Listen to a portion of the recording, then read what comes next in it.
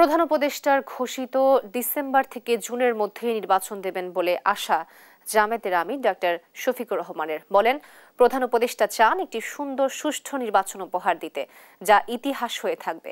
রোববার দুপুরে মৌলভীবাজারের কুলাউড়ার চা শ্রমিকদের সঙ্গে মতবিনিময় শেষে তিনি কথা বলেন। এ সময় বন্দর ও করিডোর ইস্যুতে নিজেদের অবস্থান জানিয়ে জামায়াতের আমির বলেন, দেশের স্বার্থ বিরোধী যে কোনো কাজই জামায়াতের অবস্থান না। এ সময় তিনি বলেন, নো করিডোর নো বন্দর। জামায়াতের অবস্থান স্পষ্ট।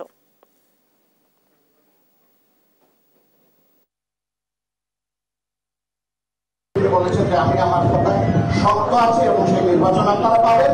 তবে আমি চাচ্ছি এমন একটা নির্বাচন যেটা ইতিহাস সৃষ্টি করবে এবং যেখানে প্রত্যেকটি মানুষ ভোট দিয়ে হাসি মুখে বের হবে এবং আমরা বিশ্বাস করি এই সময়ের ভিতরে তিনি নির্বাচন দেবেন। আমরা নো বলে এসেছি, আমরা নো বলে এসেছি। দেশের স্বার্থের বিরুদ্ধে আমরা কোনো কিছুতে হা বলি না।